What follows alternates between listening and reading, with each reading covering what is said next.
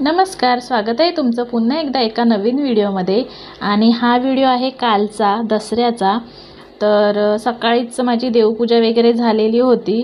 Actually video हा थोडा मोठा आहे, म्हणजे व्लॉगच आहे एक छोटासा। आधी काहीच प्लॅनिंग नव्हतं की शूट व्हिडिओ मला बनवायचा आहे किंवा आजचा व्लॉग बनवायचा आहे, पण अचानक काय मनात आलं की असं वाटलं चल बनवते व्हिडिओ।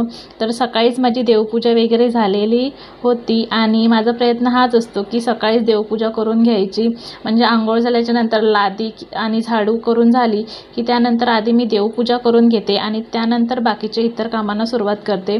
म्हणजे देवपूजा झाली ना एकदा की बाकीची इतर कामं करायची म्हणजे वेगळीच एक अशी एनर्जी असते आणि एक वेगळंच असं घरात वातावरण निर्माण होतं आपली जेव्हा घरातली देवपूजा होते तेव्हा। त्यानंतर मी इथे आलेली आहे किचनमध्ये आणि भाजी दुसऱ्या दिवशी करणार होती, म्हणजे आज दसऱ्याच्या दिवशी भाजी करणार होती मी वाटाण्याची। तर इथे मी रात्रभर वाटाणे भिजत घातलेले होते। त्यानंतर दुसऱ्या डब्यात इथे मी डाळ घेतलेली आहे, तिथे पण तुरीची आणि मुगाची डाळ मिक्स अशी करून ती डाळसुद्धा 15 मिनिटांसाठी भिजत घातलेली होती। आणि त्यामध्ये आता मी 2 मिरच्या आणि टोमॅटो चिरून घातलेला आहे आणि इथे वाटाण्यामध्ये एक मीडियम साईजचा असा बटाटा घालणार आहे चिरून। आणि इथे मी आता डाळीमध्ये पाव चमचा हळद घालून घेत आहे। त्यानंतर मसाल्याची वाटी पण खाली झालेली होती, तर त्यामध्ये सुद्धा मसाला भरून घेते इथे। आणि इथे आता कुकर लावून घेते।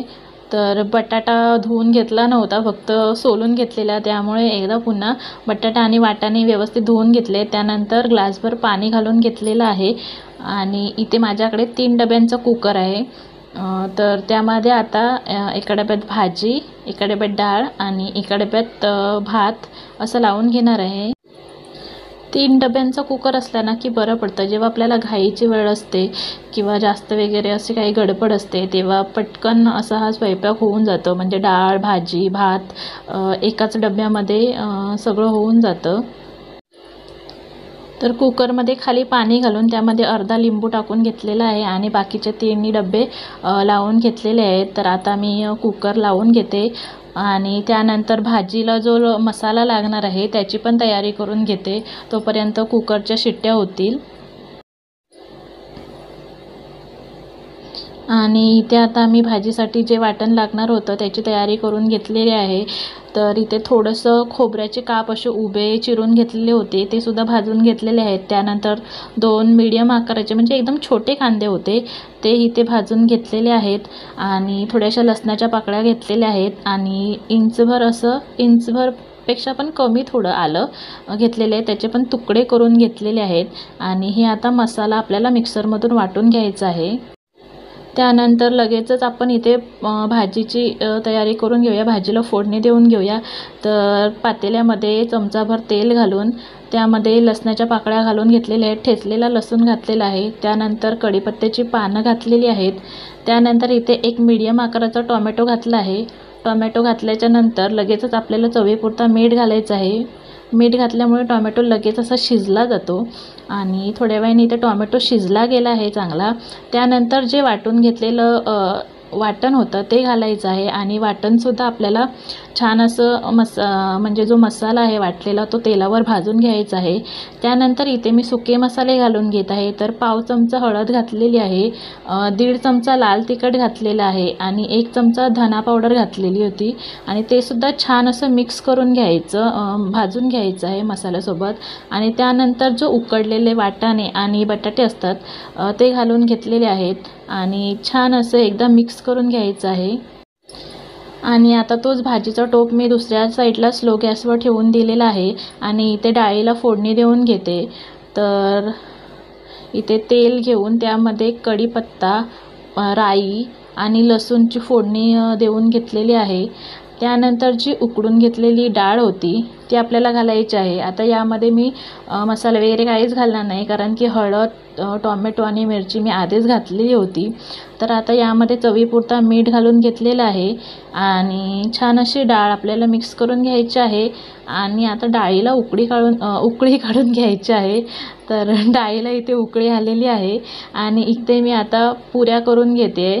तर कढईमध्ये त्यासाठी तेल ओतून घेते आणि भाजी आणि डाळ आपली जोपर्यंत स्लो गॅसवर थोडी शिजत होती, म्हणजे डाळीला आणि भाजीला कड येत होता, तेव्हाच मी पुऱ्यांचं पीठ मळून घेतलेलं होतं. आणि त्यानंतर इथे मी पुऱ्या करून घेत आहे. आणि गोडसाठी काही बनवणार नव्हतं, श्रीखंडच बाहेरून आणलेलं होतं, कारण की संध्याकाळी सरस्वती पूजन करायचं होतं. तेव्हा म्हटलं काहीतरी खीर वगैरे नैवेद्यासाठी संध्याकाळी बनवेन, त्यासाठी फक्त मग श्रीखंडच आणलेलं होतं. गोडामध्ये इतर काही बनवलेलं नव्हतं. तर इथे आता मी पुऱ्या तळून घेते. आणि पुऱ्यांचं पीठ आपण जेव्हा मळतो ना, तेव्हा पुऱ्यांचं पीठ आपण थोडं असं जाडसर म्हणजे घट्ट असं मळायचं.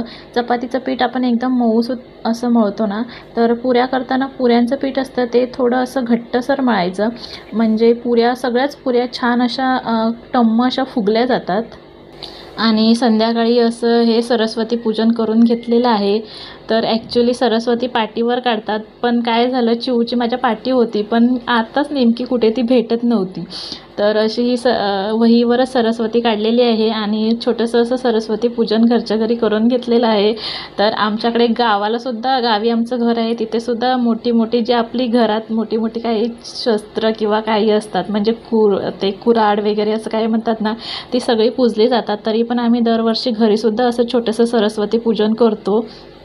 आणि सरस्वती पूजन म्हटलं की आठवण येते ती लहानपणीची, कारण की लहानपणी शाळेत जायचं कसं, आदल्या दिवशी दसरा असायचा, त्या आदल्या दिवशी आपण सरस्वती पूजन करायचो, म्हणजे पाटीवर सरस्वती काढून घेऊन जायचं. तर आमच्या चाळीमध्ये एक काका असायचे, त्यांच्याकडे आम्ही जायचो आदल्या दिवशी सरस्वती पूजन साठी सरस्वती पाटीवर काढायला.